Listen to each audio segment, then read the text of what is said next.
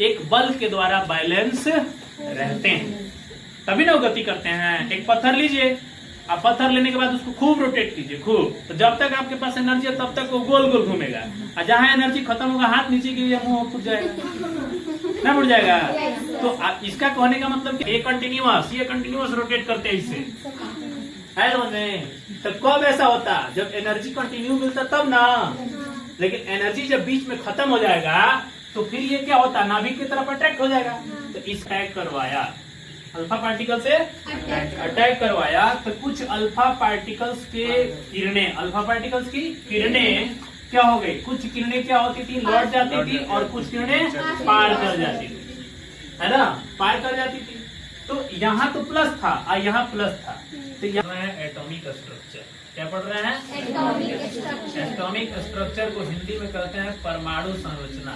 क्या कहते हैं, हाँ, परमाणु संरचना। यही आपको केमिस्ट्री सिखाएगा, समझ में, परमाणु संरचना यही केमिस्ट्री का आधार है। आप परमाणु संरचना नहीं पढ़े तो फिर आपको केमिस्ट्री नहीं आएगा, है, मोहर लगा के देता हूँ।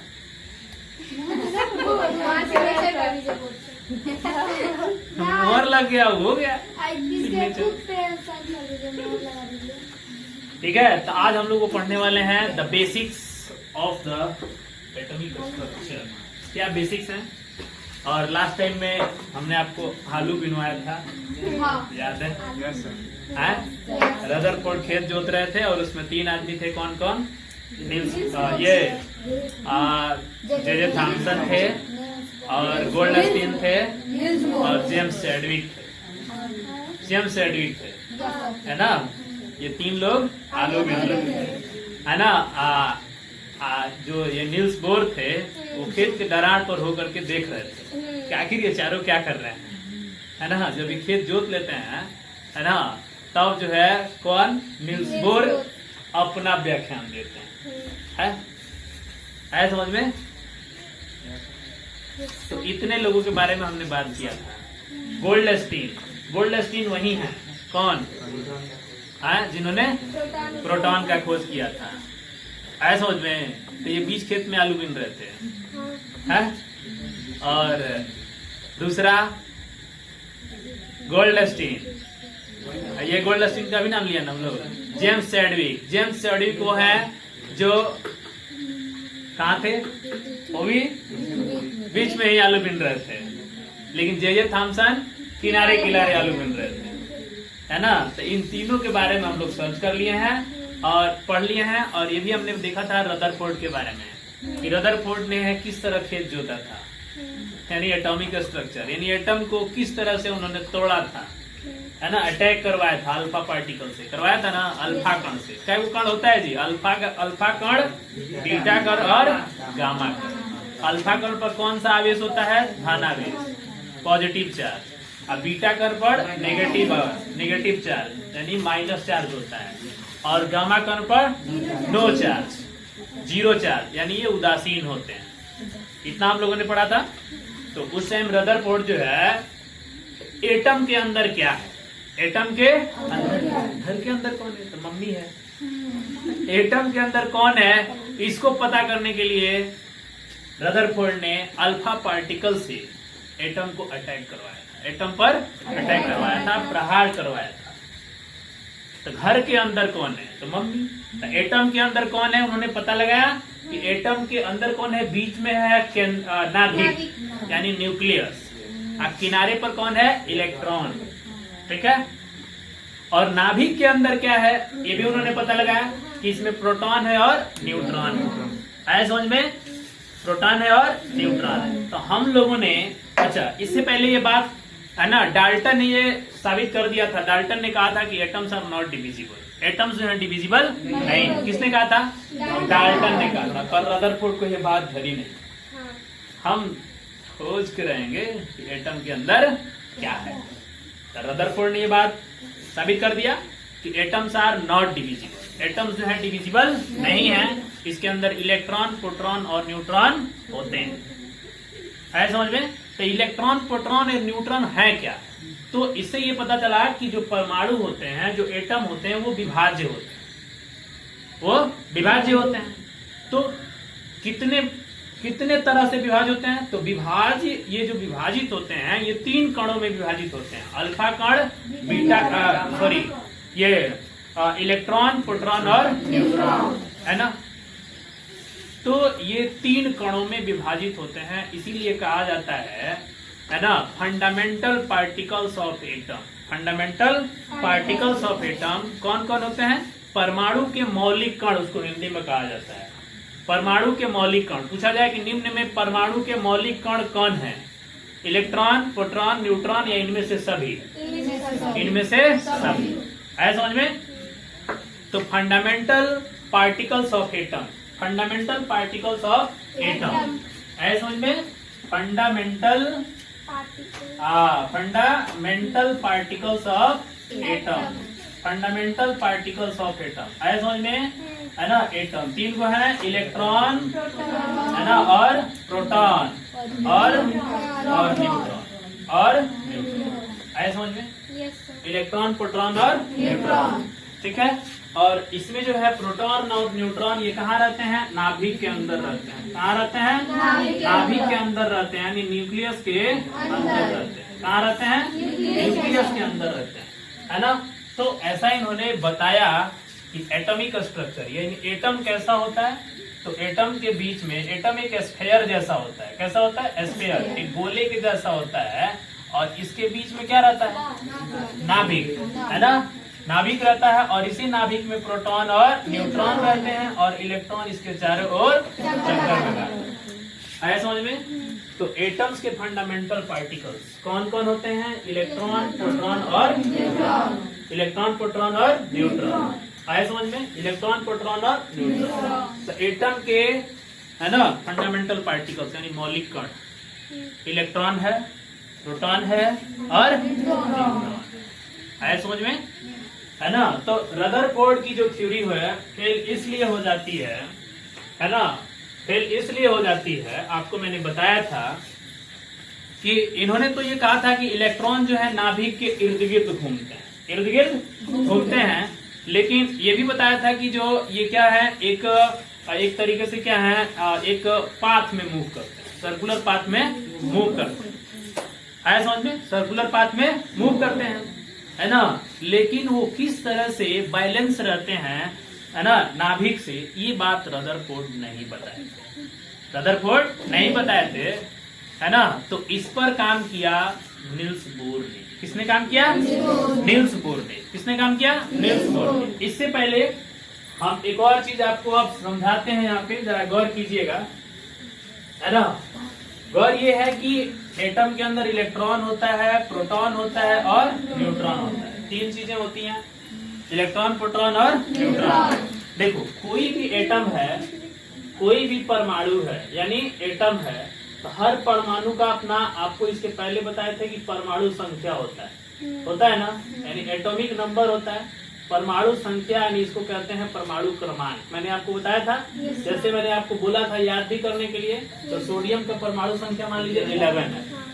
सोडियम को किससे स्विच करते हैं? Na से। ये काम हो चुका है, संकेत आपको बता दिया गया है ना। तो परमाणु में सोडियम का परमाणु संख्या कितना होता है? 11, है समझ में? उसी तरह से पोटेशियम का परमाणु संख्या 19, उसी तरह से कैल्शियम का परमाणु संख्या 20, उसी तरह से नाइट्रोजन का परमाणु संख्या 7, ऑक्सीजन का परमाणु संख्या 8, आया समझ में? उसी तरह से एस्केडियम आपको याद होगा 21, आया समझ में? तो ये परमाणु संख्या मैंने आपको बताया था इससे पहले, तो ये तो बात आपको मालूम है, परमाणु संख्या, आया समझ में? देखो परमाणु संख्या क्या होता है, ठीक है। तो ये जो यहाँ पर देखा जा रहा है प्रोटॉन, है ना, प्रोटॉन है और ये न्यूट्रॉन, इलेक्ट्रॉन है, प्रोटॉन और ये इलेक्ट्रॉन है। देखो ये जो परमाणु संख्या है, ये परमाणु संख्या जो है प्रोटॉन के नंबर पे आया है। किसके नंबर पे? प्रोटॉन के नंबर पे। यदि आपको कहा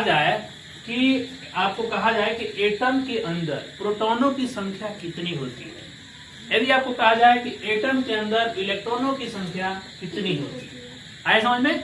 तो किसी एटम के अंदर, किसी परमाणु के अंदर प्रोटॉनों की संख्या उसके, है ना, परमाणु संख्या पर निर्भर करती है।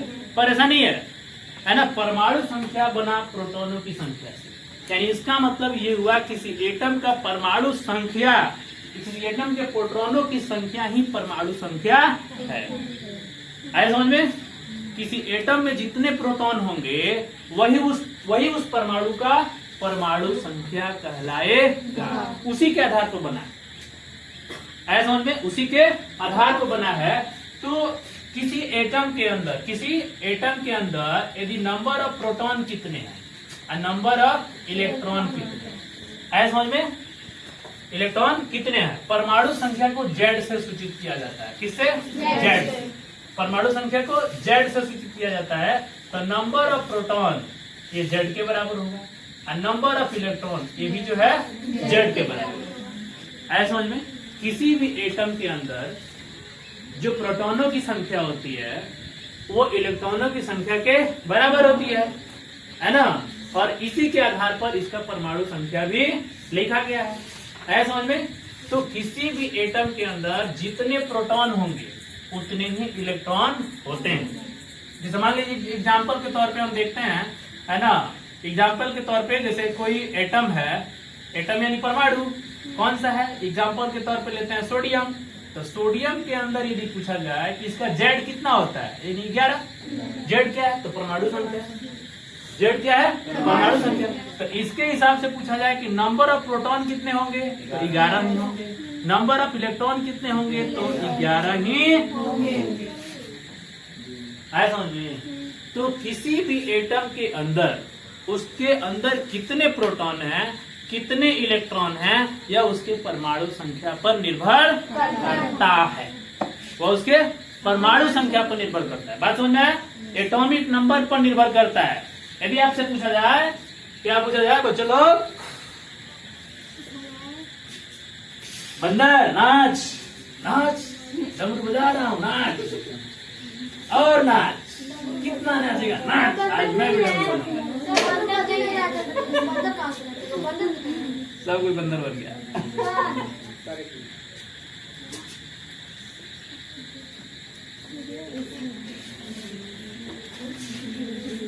उसके बाद इधर दोनों झगड़ा कर रहे हैं, सब ये और वो। कोई बात नहीं, थोड़ी मस्तियाँ भी जरूरी है। क्या भाई स्केच ले आए कि पानी? और जाओ ना, थोड़ा बोले स्याही ले आने के लिए, तो तुमने स्केच ला दिया। जाओ तो वो बढ़िया स्केच लेके आओ, नहीं तो स्याही लेके आ जाओ। हाँ, बात समझ में आया आपको? तो हम लोग पढ़ रहे हैं एलिमेंट्स, ठीक है। तो परमाणु संख्या तो हम लोग पढ़ चुके थे, लेकिन किसी एटम के अंदर ये प्रोटॉनों की संख्या क्या होती है, इलेक्ट्रॉनों की संख्या क्या होती है ना। ये चीजें क्लियर हो गई? क्लियर? तो सियरा वही है, खाली कोचिया है ना जी। देखो, नंबर ऑफ प्रोटॉन भी जेड ही है और नंबर ऑफ इलेक्ट्रॉन भी जेड ही है। जेड क्या है? तो परमाणु संख्या है समझ में? तो जितना जेड होगा उतना ही एटम के अंदर इलेक्ट्रॉन होंगे, है समझ में? और जितना प्रोटॉन होगा, जितना परमाणु संख्या होगा, यानी एटॉमिक नंबर होगा, उतना ही प्रोटॉन भी होगा, है समझ में? उतना ही प्रोटॉन भी होंगे। अब समझ आ रहा है? कितने लोगों को बात समझ नहीं आई?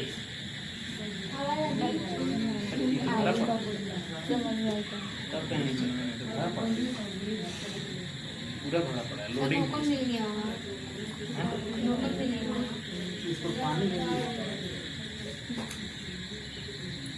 पानी में डाल दिया उसमें।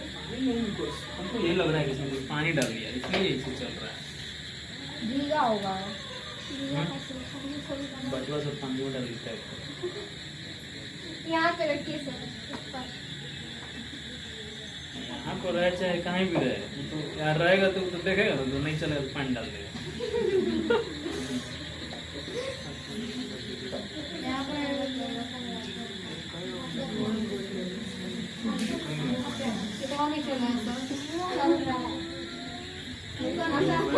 चलिए आए बात में?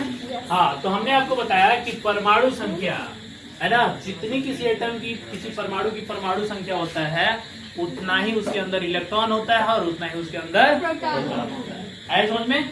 इलेक्ट्रॉन और प्रोटॉन की हम लोग बात कर रहे हैं, ठीक है। नंबर ऑफ इलेक्ट्रॉन कितना होगा, नंबर ऑफ प्रोटॉन कितना होगा। एक और एग्जांपल यदि हम ले लें, आए समझ में? एक और एग्जांपल ले लें, जैसे मान लीजिए कि हम लेते हैं पोटेशियम। क्या लेते हैं? पोटेशियम को कैसे सूचित किया जाता है? अब इसका बताइए, इसका जेड कितना बनेगा? 19। नंबर ऑफ इलेक्ट्रॉन कितने होंगे और नंबर ऑफ प्रोटॉन कितने होंगे? नंबर ऑफ प्रोटॉन कितने होंगे? 90। इसका मतलब ये हुआ कि किसी भी परमाणु के अंदर, है ना, किसी भी परमाणु के अंदर इलेक्ट्रॉनों की संख्या प्रोटॉनों की संख्या के बराबर होती है। इलेक्ट्रॉनों की संख्या प्रोटॉनों की संख्या, देखिए अब सब बराबर हो जाएगा ना, number of proton number of electron और इक्वल टू जेड, तीनों बराबर हो गए ना, हो गया। नंबर ऑफ प्रोटॉन उतना ही होता है और नंबर ऑफ इलेक्ट्रॉन उतना ही होता है और नंबर ऑफ जेड भी उतना ही होता है। तो किसी भी परमाणु के अंदर नंबर ऑफ इलेक्ट्रॉन उतना ही जितना जो है क्या होगा, परमाणु संख्या होगा, और नंबर ऑफ प्रोटॉन भी उतना ही जितना परमाणु संख्या होगा। यहाँ तक बात समझ में आ गई? चलिए अब एक चीज और देखते हैं।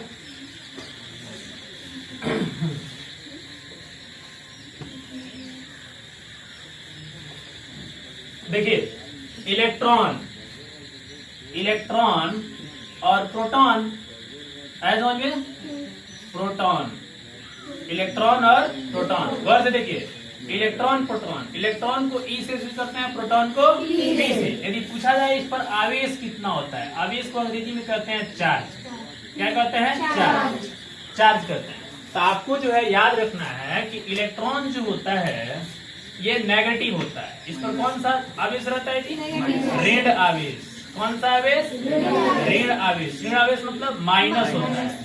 ये कौन सा आवेश होता है? धन आवेश। धन आवेश, धन आवेश उसको कहते हैं। ये माइनस हो गया और ये प्लस हो गया। आया समझ में? प्लस हो गया। तो आवेश कितना होता है? आवेश कौन होता है? तो ऋण आवेश होता है, ये धन आवेश। लेकिन इस आवेश की एक संख्या भी होती है। ये ऋण आवेश तो होता है, पर ये कितना इस पर आवेश होता है, कितना चार्ज होता है, तो आपको याद रखना है ये माइनस में 1.6 into 10 to the power minus 19 coulomb. क्या आया समझ में? Minus 19 coulomb. उसी तरह से यहाँ पे देखिए, इसमें भी उतना ही आवेश होता है, लेकिन प्लस में होता है, 10 to the power minus 19 coulomb होता है। क्या होता है? कूलम। आया समझ में? किसी भी एटम के अंदर, पहला पॉइंट, किसी भी एटम के अंदर इलेक्ट्रॉनों की संख्या प्रोटॉनों की संख्या के बराबर होती है ना, बराबर होती है। लेकिन ये विपरीत आवेश के होते हैं। विपरीत आवेश के, विपरीत आवेश होने का मतलब देखिए, अपोजिट चार्ज है ना, इलेक्ट्रॉन पर माइनस है और प्रोटॉन पर प्लस है, लेकिन आवेश का संख्यात्मक मान दोनों का क्या है? बराबर है। तो इलेक्ट्रॉन पर देखिए आवेश उतना ही है, प्रोटॉन पर भी अंतर इतना है कि दोनों ये अपोजिट चार्ज के। आए समझ में? तो इलेक्ट्रॉन पर कितना चार्ज होता है? 1.6 into 10 to the power minus 19 coulomb. और ये हो गया प्रोटॉन पर 1.6 into 10 to the power minus 19 coulomb. आए समझ में? तो दो बातें, इलेक्ट्रॉन की संख्या किसके बराबर होती है? प्रोटॉन की संख्या किसके बराबर होती है? और दूसरा, इलेक्ट्रॉन पर कितना आवेश होता है और प्रोटॉन पर कितना आवेश होता है। लेकिन जो न्यूट्रॉन होता है ना बचवा, वो है ना उदासीन होता है। क्या होता है? इस पर कोई चार्ज नहीं होता, इस पर कोई चार्ज नहीं होता। ऐसा समझ में? न्यूट्रॉन क्या होता है? उदासीन होता है, इस पर कोई चार्ज नहीं होता। समझ आया? तो किसी भी एटम के अंदर इलेक्ट्रॉनों की संख्या प्रोटॉनों की संख्या के बराबर होती है। और दूसरा का बात कि इलेक्ट्रॉन और प्रोटॉन पर आवेश का मान बराबर होता है, लेकिन आवेश का मान बराबर होता है, लेकिन ये विपरीत आवेश के होते हैं। पॉजिटिव चार्ज और नेगेटिव चार्ज, यानी धनात्मक और ऋणात्मक। धन बोले तो प्लस, ऋण बोले तो ऋण मैंने खजा लिए हुए हैं, तो माइनस में ना रहेंगे। है समझ में? माइनस मैंने घाटा, घाटा है समझ में? तो प्लस और माइनस, ठीक है। तो एटम के अंदर क्या होते हैं, ये चीज हमने पता कर लिया। एटम्स आर डिविजिबल, यानी परमाणु विभाज्य होते हैं। इसके मौलिक कण कौन कौन होते हैं? इलेक्ट्रॉन, प्रोटॉन और न्यूट्रॉन होते हैं। इलेक्ट्रॉन की संख्या प्रोटॉन की संख्या आपस में बराबर होती है और ये दोनों परमाणु संख्या के भी बराबर होते हैं। तीसरा क्या कहानी, इलेक्ट्रॉन पर आवेश कितना होता है? 1.6 × 10⁻⁻19 कूलम। और प्रोटॉन पर कितना होता है? 1.6 × 10⁻⁻19 कूलम। और न्यूट्रॉन पर कैसा होता है? ये कहते हैं इलेक्ट्रिकली न्यूट्रल हैं। क्या है? इलेक्ट्रिकली न्यूट्रल अंग्रेजी में कहते हैं, और इसको हिंदी में कहते हैं विद्युता उदासीन होते हैं। क्या होते हैं? हाँ, एटम्स जो होते हैं, न्यूक्लियस जो होता है ना। एक और चीज, यदि पूरा सम किया जाए, पूछा जाए एटम के अंदर, तो पूरा एटम के अंदर प्लस और माइनस दो चीज है, तो पूरा सम यदि मिलाया जाए तो पूरा एटम पर चार्ज 0 होगा। इसीलिए कहते हैं परमाणु विद्युता उदासीन होते हैं। परमाणु विद्युता उदासीन होते हैं। न्यूट्रॉन पर कोई चार्ज नहीं होता, ये भी विद्युता उदासीन होता है। इलेक्ट्रॉन प्रोटॉन दोनों बराबर होते हैं, दोनों पर चार्ज बराबर होता है, लेकिन अपोजिट चार्ज के होते हैं, इसीलिए परमाणु भी विद्युता उदासीन होता है। आए समझ में? परमाणु भी विद्युता उदासीन होता है। सब नोट्स में जाएगा? आए समझ में? कंप्लीट कर लेंगे तब ना। आए समझ में? सब नोट्स में जाएगा, सारी बातें आपको उसमें मिलेगी। आए समझ में? हाँ, आप बस नाम सुनते चलिए क्या क्या होता है। समझ आ रहा है? अब आगे हम लोग बात करते हैं। अभी चीज देखिए, ध्यान दीजिए। सोडियम, एग्जाम्पल लेते हैं किसका? सोडियम का, है ना। किसका एग्जाम्पल लेते हैं? सोडियम का। सोडियम का एग्जाम्पल लेते हैं। अब एक चीज देखिए ध्यान से। अब ये जो सोडियम है ना, इसके अंदर इलेक्ट्रॉन कितने होंगे? 11, क्योंकि इसका जेड कितना होगा? 11। प्रोटॉन कितने होंगे? 11। अरे बचवा, समझ में आया? हाँ। दूसरा, अब देखो, रदरफोर्ड ने कहा था कि किसी भी एटम का भार उसके नाभिक में उपस्थित छोटका चाचा और बड़का चाचा के योगफल के, छोटका चाचा बोले तो प्रोटॉन, अब बड़का चाचा बोले तो न्यूट्रॉन। नाभिक में है ना, दोनों रहता है। हाँ। स्टेटमेंट सुनिए। स्टेटमेंट क्या है कि रदरफोर्ड ने कहा था कि किसी भी परमाणु का भार उसके नाभिक पर निर्भर करता है। तो नाभिक पर निर्भर करता है, यानी नाभिक में उपस्थित प्रोटॉनों और न्यूट्रॉनों के योगफल पर निर्भर। ऐसा समझ में? यानी इसका मतलब ये हुआ, यानी परमाणु द्रव्यमान। क्या? अभी तक तो आप लोग पढ़ रहे थे परमाणु संख्या, लेकिन अब आप लोग क्या पढ़ेंगे? परमाणु द्रव्यमान। परमाणु द्रव्यमान को अंग्रेजी में कहते हैं एटॉमिक मास। क्या कहते हैं बचवा? Atomic mass. एटॉमिक मास, इसको ए से सूचित किया जाता है। किससे? ए से। और ये किसके बराबर होता है? तो प्रोटॉनों की संख्या प्लस, प्रोटॉनों की संख्या प्लस न्यूट्रॉनों की संख्या। समझ में आया बच्चों? न्यूट्रॉनों की संख्या, यानी इसका मतलब ए बराबर, आप प्रोटॉन और न्यूट्रॉन दोनों जोड़ दें तो आपको एटम का एटॉमिक मास मिल जाएगा। एक दिन सब कुछ मिल जाएगा आपको, रुपया, पैसा, गाड़ी, सब कुछ होगा। कब? जब आप पढ़ेंगे। एक बंगला भी होगा।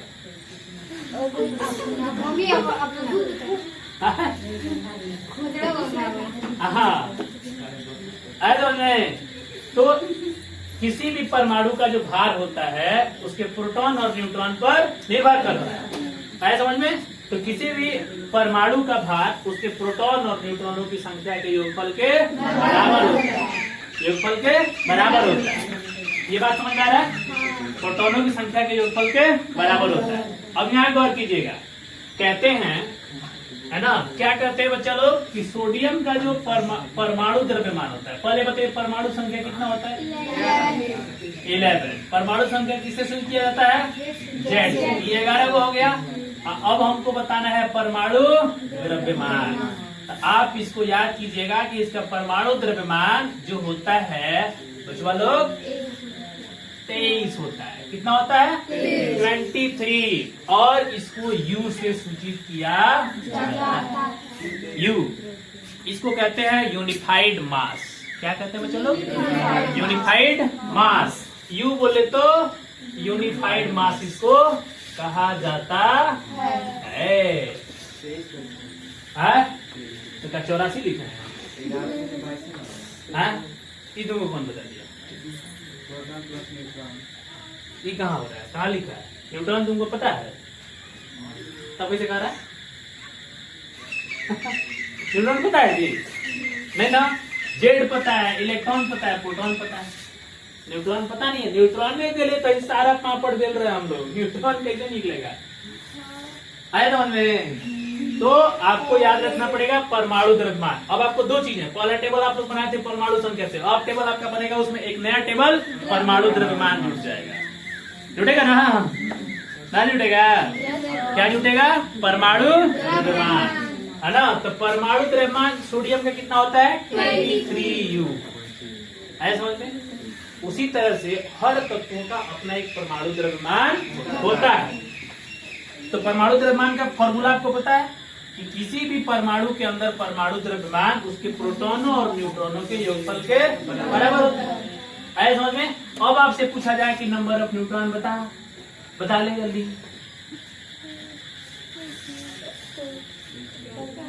कितना होगा? कितना होगा जी? यहाँ क्या लिखा है? प्रोटॉन और न्यूट्रॉन दोनों के योगफल के बराबर क्या होता है? परमाणु द्रव्यमान।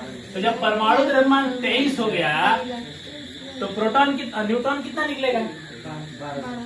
12 निकलेगा ना। देखो ध्यान से, ए कितना दे दिया? 23। आप पी दे दिया आपको 11, एन आपको निकालना है। तो एन बराबर 23 माइनस क्या होगा? 11 होगा। 23 माइनस 11 कितना आ गया? 12 आ गया। यानी परमाणु द्रव्यमान में से यदि आप प्रोटॉन घटा दिए, है ना, तो नंबर ऑफ न्यूट्रॉन बराबर परमाणु द्रव्यमान माइनस नंबर ऑफ प्रोटॉन। आया समझ में? यानी सीधा सीधा लिखते हैं एन बराबर ए माइनस एन बराबर ए माइनस बी लिखा जाता है। ये बात समझ में आया? तो एक नया टेबल जुड़ेगा परमाणु द्रव्यमान का। समझ आ रहा है? तो परमाणु द्रव्यमान का आप लोग टेबल जोड़ दीजिएगा, है ना। और परमाणु द्रव्यमान कैसे निकालते हैं, है ना, ये चीजें आपको, है ना, प्रोटॉन और न्यूट्रॉन के फॉर्मूला से निकलेगा। लेकिन अभी आपको ये चीजें नहीं सीखनी है। अभी आपको ये चीजें सीखनी है कि नंबर ऑफ न्यूट्रॉन बताना होगा, तो हमको परमाणु द्रव्यमान की आवश्यकता है, जिसको टेबल से याद कर लीजिए। आया समझ में? यहाँ तक कोई दिक्कत? चलिए, तो अभी हम लोगों ने सीखा परमाणु संख्या, परमाणु द्रव्यमान, इलेक्ट्रॉन, प्रोटॉन और न्यूट्रॉन। यहाँ तक किसी को कोई दिक्कत? रिकॉर्डिंग हो रहा है? रिकॉर्डिंग से नहीं पूछ रहे हैं, सामने बैठा है उससे पूछ रहे हैं। समझ आ गया?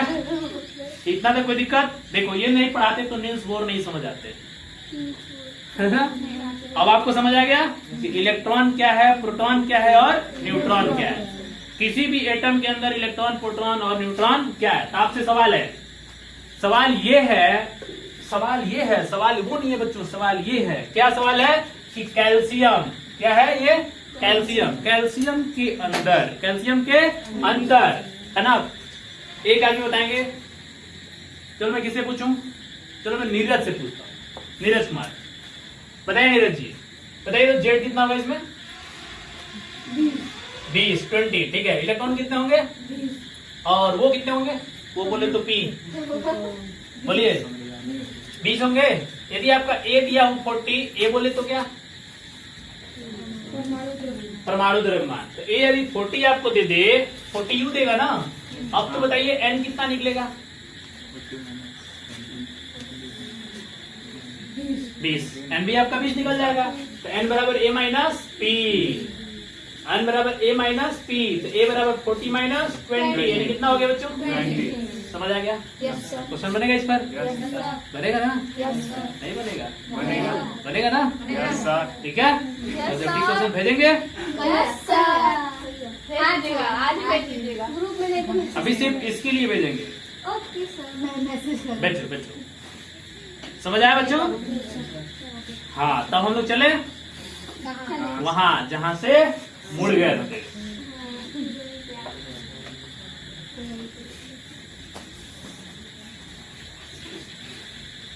कल लिक्विड ले आएंगे साफ करने वाला। ये ब्लैक ब्लैक हो गया है, इसको वाइट वाइट।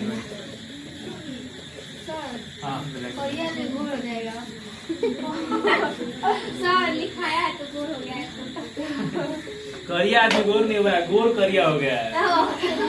ठीक है। वो हो जाएगा। है ना, गोल करिया हो गया। क्या करें, खूब लिखा रहा है इसको। धूप में हाँ रहते रहते चलिए चलिए, यह बात समझ आ गई। चलिए, तो मैंने आपको बताया था, ध्यान से सुनिए, कि रदरफोर्ड ने कहा था कि है ना, कि एटम के अंदर यानी नाभिक में प्लस चार्ज होता है और इलेक्ट्रॉन इसके चारों ओर चक्कर लगाते हैं। इलेक्ट्रॉन इसके चारों ओर चक्कर लगाते हैं। आया समझ में? और मैंने आपको बताया था कि रदरफोर्ड का कॉन्सेप्ट गलत हो गया। इसलिए गलत हो गया कि इन्होंने जब अल्फा पार्टिकल से अटैक करवाया, तो कुछ अल्फा पार्टिकल्स की किरणें क्या हो गई? कुछ किरणें क्या होती थी, लौट जाती थी, और कुछ किरणें पार कर जाती थी, है ना, पार कर जाती थी।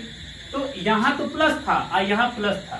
तो यहाँ उन्होंने बताया कि कुछ किरणें पास कर रही है, तो सेंटर से पास कर रही है, पास कर रही है तो पास यानी पास न करके वापस लौट जा रही है ना, यानी गुजरा, यानी ये सोचे कि जो है ये किरणें पार निकल जाएगी, पर ऐसा नहीं हुआ। बीच वाली जो किरण है देखो बैक आ गई ना, तो उन्होंने ये समझा कि ये प्लस है, अंदर प्लस है, तभी प्लस प्लस दोनों रिपेल कर रहा है। रिपेल मतलब प्रतिकर्षण कर रहा है, समझ में? प्लस प्लस यानी प्रतिकर्षण।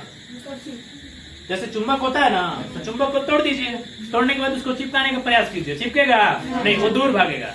ठीक वैसे ही ये भी है कि प्लस प्लस ये कभी पास नहीं आ सकते, तो ये दूर भागेगा। इतना तो दिमाग लगा दिए कि plus plus repel each other, आए समझ में? लेकिन यहाँ इनका खोपड़ी नहीं लग पाया कि यहाँ प्लस है और यहाँ माइनस है ना, माइनस है। तो प्लस और माइनस यदि रहता तो दोनों चिपक जाते ना, ये तो रिपेल करते हैं, लेकिन ये क्या करते, अट्रैक्ट करते ना। तो ये अट्रैक्ट कर दे तो फिर न्यूक्लियस खत्म हो जाता है। तो ये बात ये नहीं बता पाए कि ये किस तरह से इलेक्ट्रॉन इसके चारों ओर जो है स्टेबल रहते हैं, ये नहीं बता पाए। कौन नहीं बता पाए?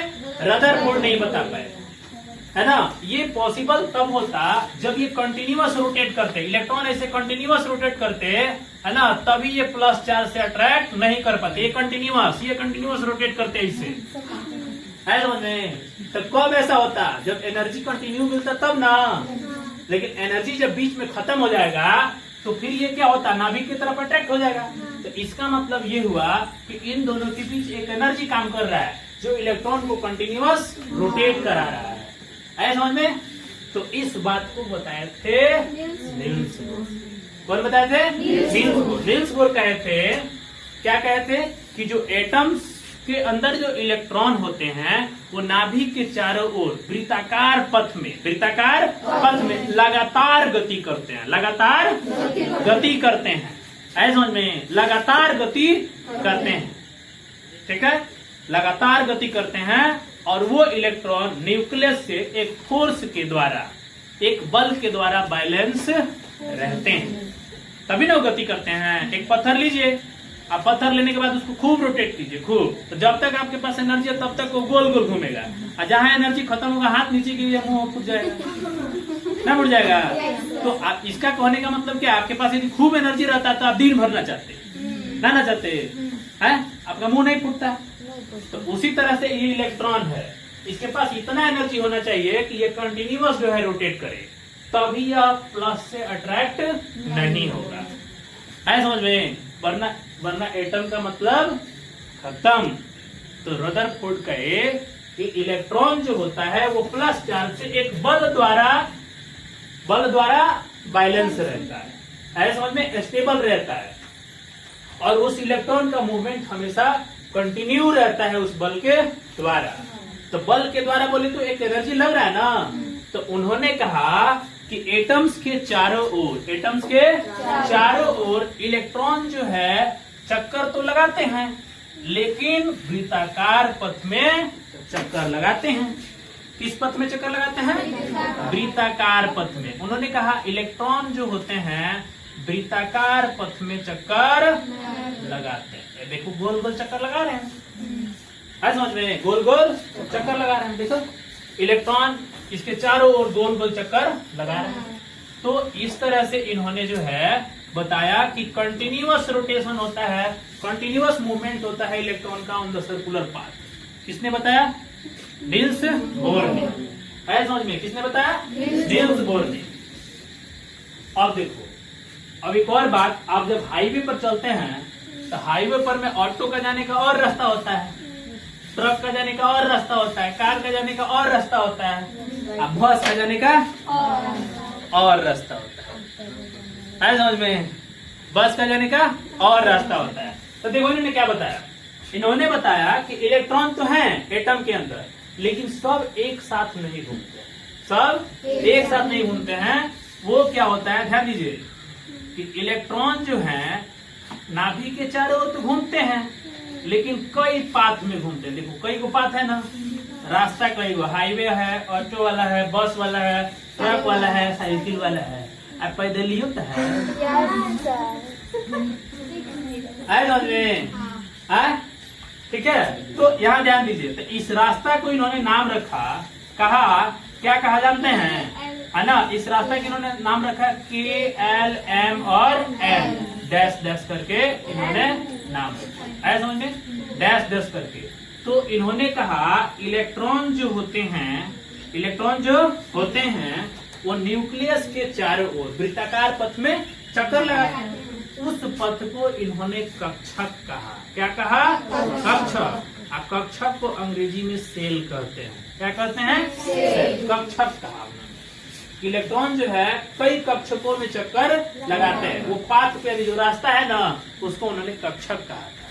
क्या कहा था बच्चों? कक्षक कहा था। और उस कक्षक का कहा कि जो सबसे नजदीक वाला कक्षक है न्यूक्लियस का, वो K कक्षक है, उसके बाद वाला L कक्षक है, उसके बाद वाला M कक्षक है, उसके बाद वाला N कक्षक है। तो कक्षक को उन्होंने K कहा, L कहा, M कहा और M कहा। है समझ में? काका प्रसाद, लाला प्रसाद, है ना, महिपाल प्रसाद और नथुनी प्रसाद। है समझ में? तो उन्होंने कक्षक का नाम क्या दिया? KL और M। इन्होंने कहा कि K पहल का कक्षक है, L दूसर का कक्षक है, M तीसर का कक्षक है, N चौथा का कक्षक। क्या है जी? चौथा कक्षक है समझ में? तो इस कक्षक को इन्होंने ऊर्जा स्तर भी कहा। क्या कहा?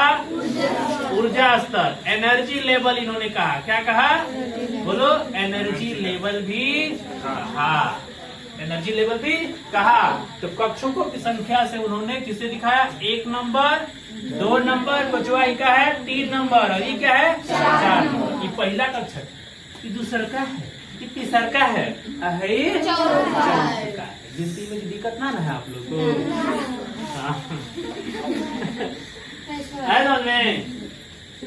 तो N बराबर पहला कक्षक, यानी K को 1 कहा गया, L को 2 कहा गया, M को 3 कहा गया और N को 4 कहा गया। आया समझ में?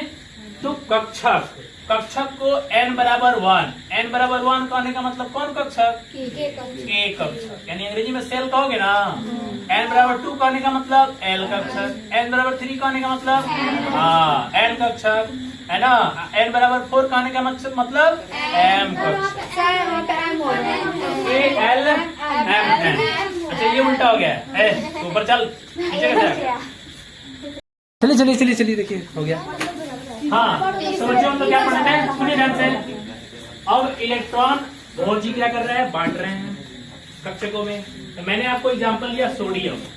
सोडियम का इलेक्ट्रॉन संख्या कितना होता है? 11। इलेक्ट्रॉन की संख्या 11, परमाणु संख्या कितना होता है? 11। अब कहने का मतलब ये है कि 11 इलेक्ट्रॉन है ना, तो सब जो है इलेक्ट्रॉन एक ही कक्षा में नहीं घूमते हैं। इसके लिए नील्स बोर ने एक थ्योरी दिया कि प्रत्येक कक्षा में इलेक्ट्रॉनों की संख्या इस फार्मूला के आधार पर बांटी जाएगी। उस फार्मूला का नाम क्या है? 2n square. n बताएंगे क्या है? कक्षकों की संख्या। n क्या है? कक्षकों की संख्या। कक्षकों की संख्या।